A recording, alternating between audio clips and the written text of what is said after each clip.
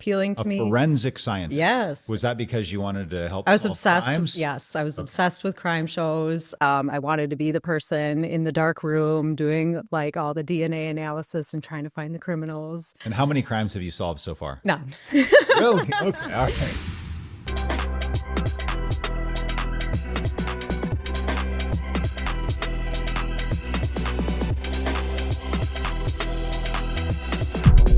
Hello, everybody. Thanks for joining us here for episode 23 of Boombostic Health. I'm happy to be joined by Bridget Wegner, who's coming down to be in the studio from Milwaukee. Yep. Bridget has a background in laboratory medicine that's extremely extensive, going back to neogenomics and then a stint at Tempus, and now as director of partnerships with Clarivate. Mm-hmm. And the topic really is all about the opportunity that exists to accelerate healthcare by better leveraging data. Thanks so much for being here, Bridget. Yes, thank you for having me. So I gave the quick thumbnail about who you are, but maybe just tell your story. How did you end up in healthcare? Why was that your focus and calling, and how has your career evolved, and what are you doing now? Yeah, great question. So I think my interest in healthcare actually started in college. I had no clue what I wanted to do. I took Intro to Clinical Laboratory Science, and I was determined to be a forensic scientist. So laboratory was always appealing to me. A forensic scientist. Yes. Was that because you wanted to help I was solve obsessed. crimes? Yes, I was obsessed with crime shows. I wanted to be the person in the dark room doing like all the DNA analysis and trying to find the criminals. And how many crimes have you solved so far? None. Really? Okay. All right. Unfortunately, none. That's a different episode. Yeah. Yeah. But no, the Intro to Clinical Laboratory Science was really interesting. So wanted to be a forensic scientist, look at the pay grade through the stage, and it wasn't the greatest. But then realized you could make an impact behind the scenes too, working in laboratory medicine. So I actually got my degree in medical technology, medical laboratory scientist by background. Spent a few years working in a variety of different healthcare settings, from small rural clinics where I had to write all the results on paper to larger healthcare organizations and reference laboratories. Then I wanted to take my career to the next level. And I've always been intrigued by data and using data to answer questions. So I actually ended up getting my master's in medical informatics as well, too. And then ever since I've had that degree, I've kind of focused my career mostly on data and analytics, but specific to diagnostics, because I do love the laboratory. I have a passion for it. There's so much information floating around within the lab that is used to make very critical decisions in healthcare. And I akin most medical laboratory scientists to like true data analysts. The amount of information that they see on a given shift is just incredible. And the ability to have that pattern recognition just makes them like ripe to be amazing analysts. So to put a fine point on that, there's all of this information that gets generated about an individual as they traverse their health journey. And whether you're sick or healthy or somewhere in between, laboratory information is constantly being generated. Constantly. We talked about this before. Even the moment you're born, Mm-hmm. you're in a civilized, modern healthcare environment. Yep. There will Getting a newborn screen. newborn screen. It generates all this data. And then that follows you all the way through until your final moments Mm-hmm. on this earth. And I always talk about this in the context of my role as CEO of HC1, which our passion is about how you can unlock insights from the laboratory information, not just as a point in time data point, like you're sick, it's an acute issue, let's run a test and see how to medicate you Mm-hmm. or treat you in some other way, but rather, how do we identify those signals that can be predictive and preventative? Mm-hmm. How can we help you get better faster? And then ultimately, if you fail conventional therapy in a healthcare setting, Mm-hmm. how do we help make it seamless where you can navigate into some kind of research that might help you and ultimately can serve to the better of everyone in healthcare who needs these advanced therapies. Exactly. So that's how so you started with being out in some country hospital manually writing down what the results were that came out of the machine. Yep. And then somehow evolved to where now you're looking at this more advanced picture. Exactly. What is the secondary use case of all this diagnostic information that's floating around now? Okay. Right. To specifically use, to your point, looking at patient journeys in an aggregate study, looking into drug development and biomarker discovery, and then outcomes research as well, too. So the laboratory plays a part in every single one of those phases. So fast forward to Clarivate. Correct. Introduce what that is. What's Clarivate? So Clarivate is an information services provider. We have 3 different segments within our business that span academia and government, intellectual property, and then life sciences and healthcare, which is the vertical that I sit in. And then within that life sciences and healthcare space, we have our real-world data application, which is the team that I'm a part of. So we're actually a very small startup segment within real-world data that is specifically focused on genomics for rare disease research. So very niche, very targeted, but having been in the diagnostic data industry for a few years now, I see you need surgical precision on some of these use cases because there is so much laboratory and diagnostic data out there. How do you distill it down to some meaningful insights, right? So we want to be very strategic about the use cases, very strategic about the partnerships that we have on both the laboratory side and on the pharma side as well, too. So I think that's where my background comes into play, too, being on the diagnostic side, but then also venturing into this real world data space. How can we marry the two and make the most progress for patient care using diagnostic data? So said another way, a pharma company, which is the primary customer, when you talk about life sciences, these are folks that are developing new medications. Those pharma companies don't have internal time nor necessarily even expertise to take a spreadsheet full of data that comes out of a lab and get down to the level of detail that's really going to provide value to them. Correct. So what you're doing is focusing on how to find those needles in a haystack for them. Exactly. I've actually had an experience with the alternative to that, and I would agree with your approach. It's an absolute tire fire when you just go dump a whole bunch of data on a pharma company.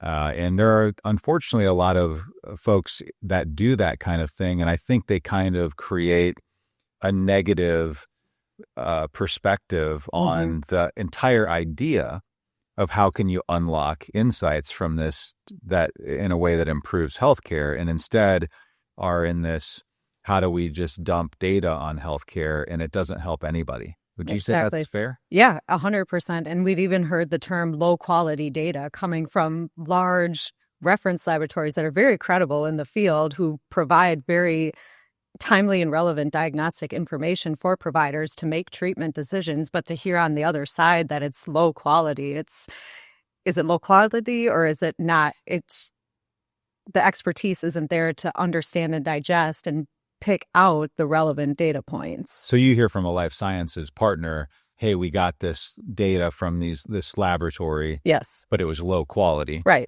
And really translating that, it probably means they just didn't have the ability to discern it in a way that was actionable. Correct. Is that fair? Yeah. Well, and then you have larger organizations that may have satellite laboratories too. They each set up their own reference ranges. So you're already not comparing apples to apples on the same test, even though it's coming from the same quote unquote laboratory too. So you have to have somebody who understands like the nuances of not just the testing itself, but also the landscape of diagnostics as a business too, and how one site may operate under the same name but produce kind of different values at the same time.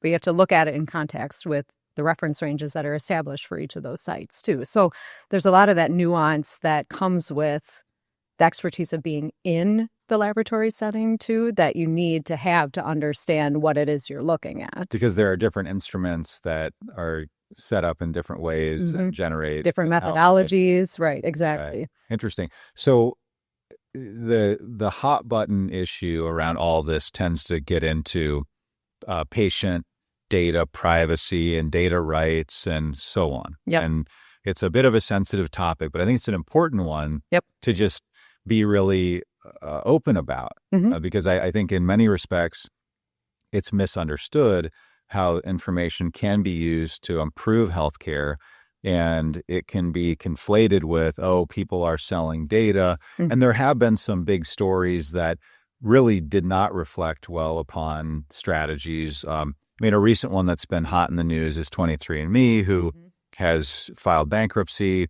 And I think they made some missteps in terms of violating the trust of the patients that Mhm. were using the service that didn't really understand it. I think what I'm hearing and seeing in what you do is it's the opposite of that, where, hey, we're very direct and specific about how we can bring information to life sciences that will either provide access to a given therapy to somebody in need or potentially even accelerate or help inform the development of new drugs. Yes, exactly. Very important point too. The informed consent piece is one of the first things we look at with our data partners is, do you have the right consents in place? Do patients know that their data could be potentially used for secondary research? Exactly to your point, for drug development, for outcomes research, right? These are very important secondary uses of in particular genetic data too.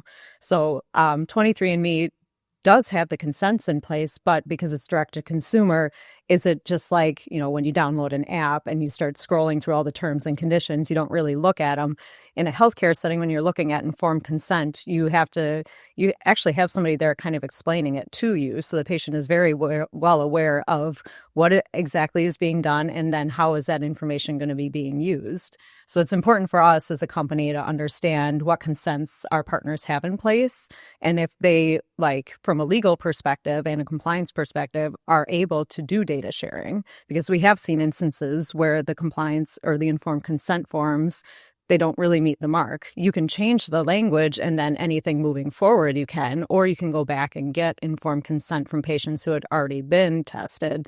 But that's a little bit more work up front too. Okay. So are there any specific examples or stories that you can share about how what Clarivate is doing has helped to improve life sciences? Oh, that's like the bread of our business. We do a lot of research for pharma that covers the entire span of the drug development life cycle. So we were speaking earlier, we have two teams within Clarivate that kind of span the entire continuum. So we have our discovery and translational research team. They're based out of Barcelona, bioinformatics heavy.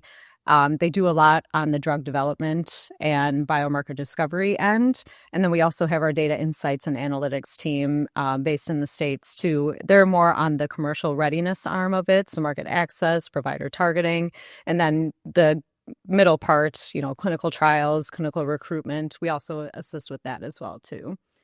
Do you get to go to Barcelona? I wish. Trying to come up with a business case to make a trip out there. Yes, I would love to go sometime. Fantastic team out there, very smart. I think I saw it was about 300 combined years of bioinformatics expertise. So, I mean, it's a really powerful team out there. Okay. So as you navigate the startup inside of Clarivate that's bringing in more of the diagnostic genomic information, what kind of feedback are you getting in the market? Oh, it's across the spectrum. Seriously, we have some partners who are already actively doing these type of research projects direct with pharma. And there are very applicable use cases where it makes sense for labs to partner directly with pharma companies. Sponsored testing programs is one, clinical trial enrollment is another. So if you're a genetic testing company and you have a positive result on a patient and there is actively a clinical trial for patients who have that positive biomarker, the lab can actually do direct outreach because they're a covered entity. They can see the PHI. Everything that we do at Clarivate is de-identified. We don't see PHI. We don't want to see PHI. We specialize in aggregate studies, longitudinal studies, and that's really where the partnership value comes into play, right? So you can take that diagnostic information and then we can do that longitudinal analysis outside of diagnostics, right? So specifically in the case of rare disease, let's give us an example. If we partner with a genetic testing laboratory, that is the diagnostic data point, we can take that information, create a cohort of patients de-identified, and then look at the diagnostic pathway leading up to the actual confirmed diagnosis. And are there misdiagnosis pathways that are more common than others? And is that a trigger point for intervention? Like, And in the case of our pharma partners, is that an opportunity for their reps to go talk to the provider and say, hey, you may be caring for a patient that is expressing XYZ symptoms or procedures have been done. And we see this commonly as a misdiagnosis pathway. Have you considered testing for XYZ disease? So it makes the conversations very timely and relevant and can actually shorten that diagnostic pathway too. And this is for certain specialists that would be seeing the kinds of patients that would have a given condition. Correct. Is there an example of one that would be related to a genomic test result that you could share just for our audience to understand? So I don't want to get too specific because I don't. Yeah, I'm not asking you to. That's why I was sort of. Is there anything just to kind of even just categorically, like what's the kind of disease that now you're really using genomics to test and diagnose versus the more traditional clinical lab tests or clinical pathology? Right. So one that we can think of in particular, Duchenne muscular dystrophy or some of the muscular dystrophies, they do have genetic variants that are diagnostic. So we can work with laboratories that do maybe neurodegenerative diagnostic panels, and anything that comes up positive, that could be a data point within a longitudinal study.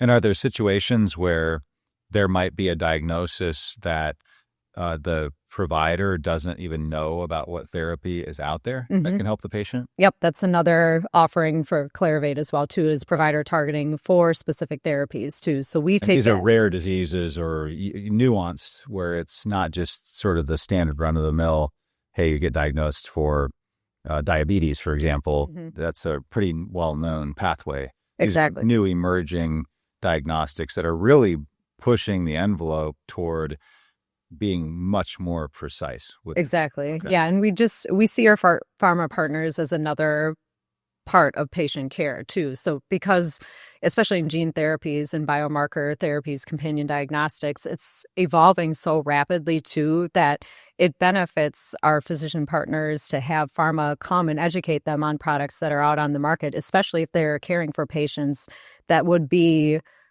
the best candidates for these therapies too, when you're talking about very specific gene variations, right? And if the therapy is very relevant for that. So as in healthcare, as in any other industry, if there's no margin, there's no mission. There has to be some way to make money. Exactly. And clearly in the pharma world, there's an opportunity to produce more income in growth. If you have a drug that comes to market sooner, gets developed faster, or the more that you're finding those folks who need certain drugs, you talked about more of the market access. If you look at from a data partnership perspective, how does this all fit together when you're partnering with a lab? Are they, what's in it for them? Well, I work in the lab space at HC1, and we work a lot with labs to optimize growth, operations, clinical impact. And there's this bubbling conversation about how should we be aligning in a way that is relevant to pharma. And I would also, before you answer that, put a really fine point on there's absolutely a critical need to be connecting the dots between the provider and the life sciences worlds. The fact that it's been so siloed has been an incredible impediment to progress. And my mom was an example of that. She died of colon cancer. And by the time she was failing conventional therapy, there was no connection that was methodical at all to any sort of trial. It was like whatever trial somebody might be aware of, you could maybe call them. Exactly. And she ended up getting into a trial and it did not help. But it was not the kind of, when you consider that there is no more important industry than healthcare, how is it that we optimize the experience in e-commerce where if you order, a new set of dishware on Amazon, they treat it like it's life or death and they deliver to you on time. But you go through a healthcare experience that may be life or death and you're treated like a number, and there is not a connection. So my personal viewpoint is we need more of what you're doing at Clarivate, and we need more of what we're doing at HC1. We need more of this ability to take all of this raw, massive volumes of data and transform it into the insight that can advance healthcare. Exactly. So as you look at it, how would a lab or even a potential partner like HC1 think about the partnership with Clarivate and how that unlocks some kind of economic driver as well? Exactly. Yeah. So we're trying to be very strategic on who we partner with initially. So again, we're in the startup phase and we have an early adopter pharma partner who has a very specific indication that they're focused on, which makes us able to target very specific labs to initially partner with too. It's like, okay, we have the indication we're focused on.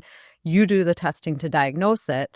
Let's come together and see what type of insights we can generate with Clarivate's combined real-world data assets and the laboratory's genetic or other diagnostic information as well, too. So we want to be able to show immediate value to our pharma partners and the type of insights we can gather when we look at claims, when we look at prescription data, and then when we look at diagnostics as a component of that, too. Because we don't, and you asked earlier, what's some of the feedback been so far? A lot of these labs have already been approached by other either pharma companies or other data aggregators and said, basically, just give us everything. We'll normalize it, we'll standardize it, and then we'll commercialize it. And then nothing ever happens because you have essentially analysis paralysis. You have way too much data. Like, where do you even start with? So we're taking the approach of kind of a push and pull at the same time. So with our pharma partners, and then also strategically picking out who would be an ideal diagnostic partner to help us start forming these use cases and these analytics and these insights so that we can show value initially and then start branching out from there too. So you're starting with a pharma need specifically. Yep. Like, we need to find people or have people diagnosed with this specific condition. And then will you go into a lab and help them set up to even do a test that maybe they're not already doing? Or is it always the case that the lab's already doing the tests that you need? We want to start with the ones that are already doing the tests because we understand their clinical business comes first, right? Serving patients and serving their referring providers, that's their number one priority in the day.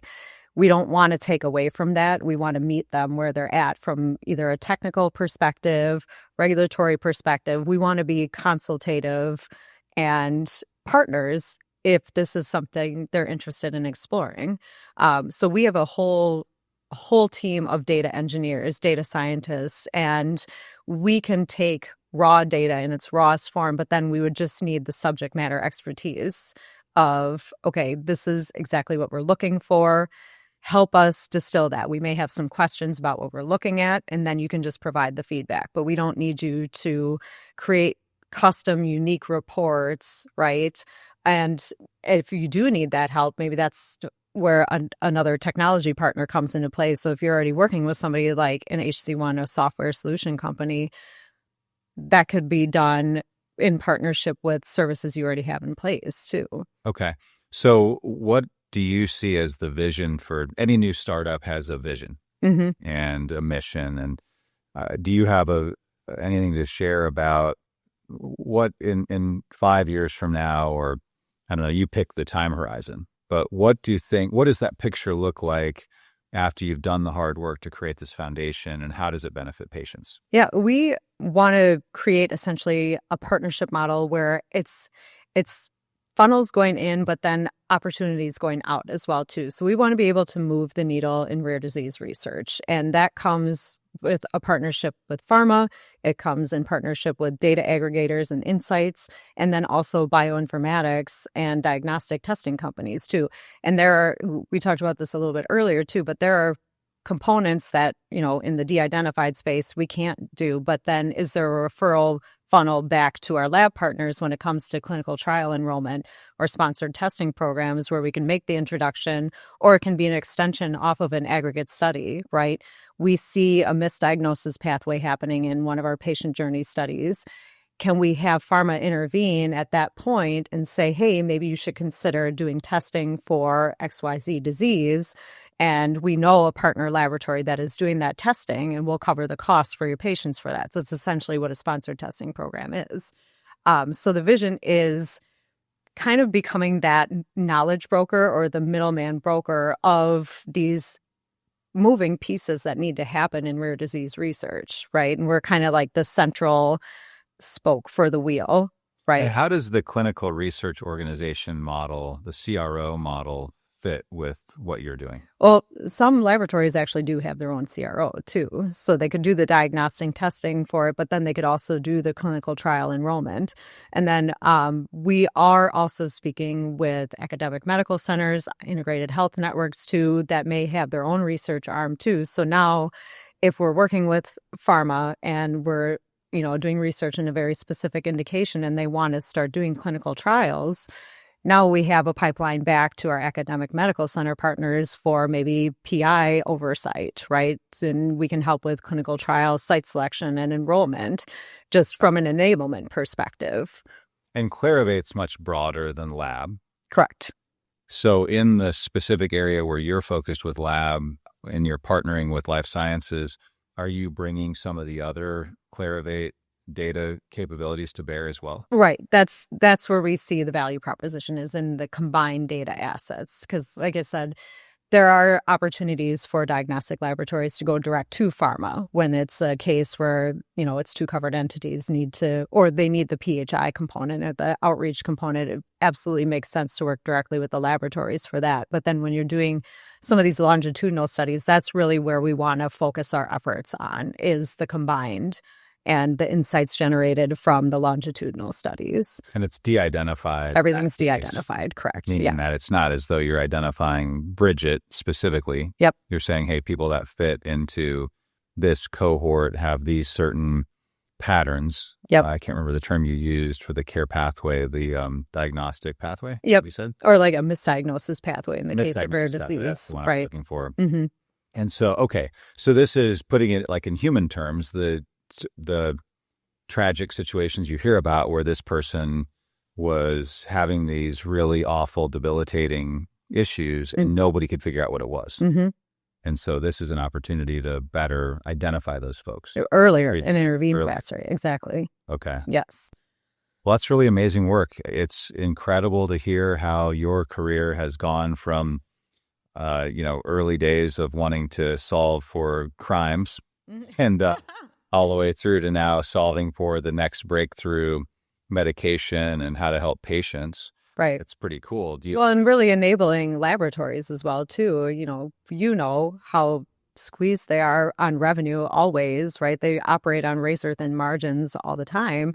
And is this another revenue opportunity for the laboratory itself, too, right? Yeah, absolutely. Well, with laboratories, what we see, and the reason I started HC1 is that they are central to nearly all diagnostic decisions, yet they tend to be relegated to a second class level of focus. And the impact of lab, when it's leveraged as a strategic component of healthcare delivery and where the information is utilized in a more comprehensive way, is truly profound on patients' outcomes and patients getting better faster, which saves a lot of money in the healthcare system. So all too often, whether it's diagnoses or it's medications, the fixation is on what does it cost for a test to be run or what does it cost for a pill? It doesn't really matter if you're not diagnosing people effectively or you're getting them on the wrong pills, because in those cases, even if it's the cheapest pill, for example, you end up in the hospital at a minimum. It costs $7,500 for you to roll into the ER and get cared for and sent back out. Yep. And so I think this shift to value-based care that's happening runs directly through maximizing the way that lab information is utilized.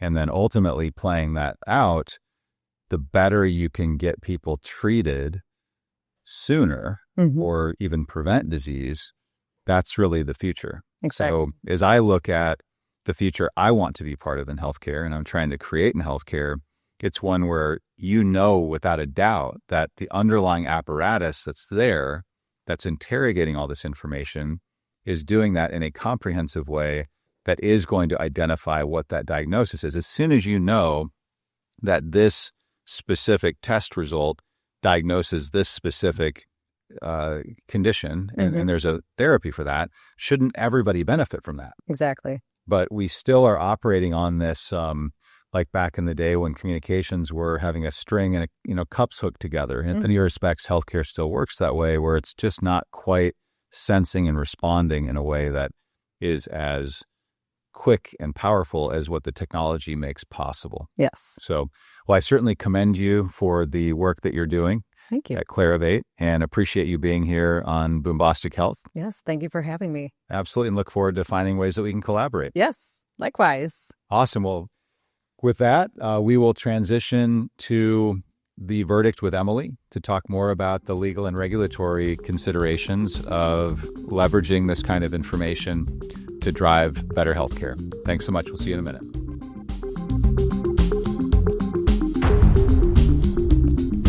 I am now here with Emily for the verdict, and we are discussing the evolving landscape of collaborations between providers and pharma, and specifically the conversation with Bridget Wegner, who's the Director of Partnerships for the emerging lab segment for the company that she's working with.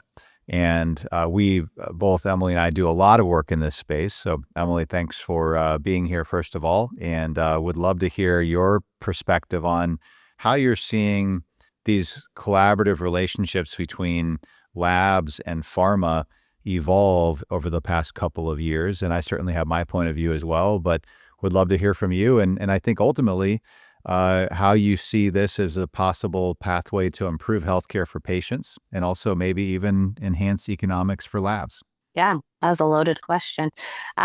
So this is actually a timely discussion. I was actually reviewing one of these contracts this morning.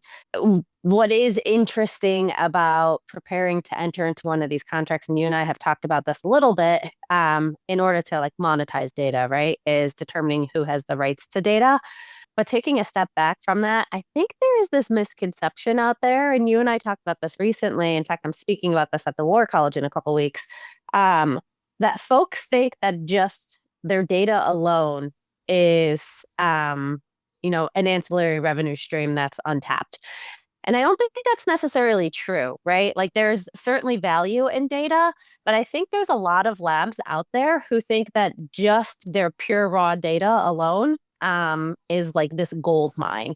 And I'm not sure your perspective on that. I know we started to have that discussion, but I certainly see that a lot amongst our pathology groups that we're talking to and the labs. But as we push this digital pathology discussion forward, one of the driving factors and points of interest in that discussion is how can we take the digital data and convert it into something that drives revenue and is something that's attractive to pharma. And the one that we were looking at this morning that actually we, as the healthcare group here at McDonald Hopkins, we were kicking it around was interesting because the lab, which is not a patient-facing provider, right? The lab had the obligation to collect all of the consents from the patient to transfer this data to this research entity. And so they were supposed to transfer it fully identifiable, transfer it to the research entity. The research entity would then de-identify the data and had broad rights with respect to what they could do with the data from there. And not really anything that was beneficial to the lab, which begged the question of why would you take on all this risk and all these reps and warranties if you weren't going to realize the value of all of that work sort of behind the scenes. So I think there is, I guess that was a long-winded way of saying a lot of folks don't understand what they're doing when they're entering into these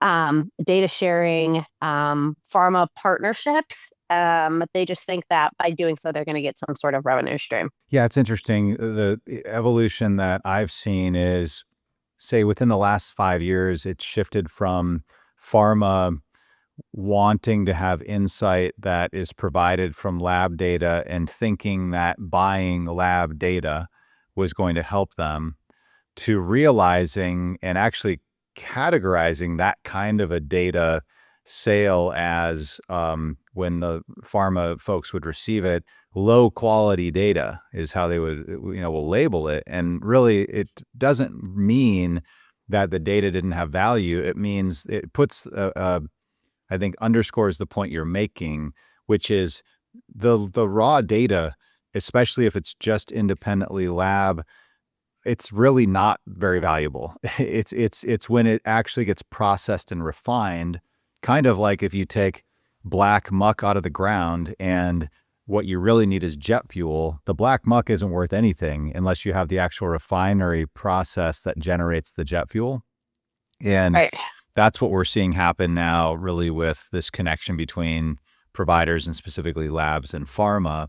And with what Bridget was sharing, their group is taking a very laser focused approach to understanding rare disease that relates to a genetic variant or a genomic test output, and partnering with the lab, really more like a clinical research organization approach that the lab is taking to go identify and engage under the full consented process to get patients into trials or get them medications that they can benefit from. So that's like on the completely other side of the spectrum from the Right. historical approach. So it's evolving fast. Right. It is evolving fast. And yeah, what you're speaking about there is more like the CRO, probably in conjunction with some sort of IRB, where you have all of those appropriate authorizations. What I didn't realize until recently, and sort of shame on me, was that in tandem with getting the data from the labs, pharma companies are also getting related data from other types of providers, radiology, certain redacted medical records. And so to your point about the raw lab data not being worth much, but if they get, a million lab records from a particular demographic or location, and they get a million radiology reports or something, they're not necessarily matching them up, but the data is related and linked and can track population health trends or risk to a particular demographic, which to me I found that really interesting. And I think like one of the important things when you're seeking to protect your data in those situations is making sure that the pharma company never actually takes it a step further to try and actually link and re-identify those two independent data sets. Um, in fact, this came up, I think you were on a call when we spoke to a medical ethicist who was talking about the availability of data out in the public sphere. And is there a risk when pharma companies have, this limited data set from a lab or de-identified data set based on what's available in the public domain and using AI, is there a possibility to re-identify that data? And I think maybe in some cases, but certainly not always yet. But I think that's something to keep in mind as like the technological nature of all of this continues to evolve. Yeah, the common approach with linking those different data sets is using some type of a tokenization process, which is just a way to say you're assigning some unique number or unique string to a given identifiable individual, in following a consistent methodology to do that across multiple data sets. So you could connect somebody's grocery shopping with their medical record, for example, without actually identifying who the person is at that research, more like public health level. And that's, I think, a good example just to be a bit more provocative than just common healthcare information. But to bring it home, I think the precision is getting a lot higher with respect to solving problems with these insights, and lab plays a key role in that. But I think the idea that a lab can go sell their data and that's going to generate a lot of revenue, it is very much akin to the jet fuel analogy. There's a lot of processing that it takes to make it valuable for pharma and make it valuable for patients. But I think the future is bright because there are a lot of innovators and a lot of caregivers and labs, providers of all types working together to try to unlock this. And what I think about is we are all on this journey with our health. And the more that there can be insight on all of the information comprehensively throughout that journey to help us prevent illness, help us get better faster if we do have a diagnosis, and ultimately help us participate in research in the event that that's needed, or have access to some type of less known therapy if you have a rare disease, that's really positive. And I have a very much abundance mindset on all of this. I know that there is a potential downside if you have bad actors. I do see over time a lot of those bad actors that are more of the commodity-oriented folks also getting kind of running their course. And folks identify now, hey, these players that really bring scientific expertise and bring some type of technology prowess and can help us bring a more comprehensive set of insights into pharma, into research to the benefit of patients. That's important for all of us to embrace. And let's just be vigilant about making sure that it's done in the right way. Yeah, I think that's accurate.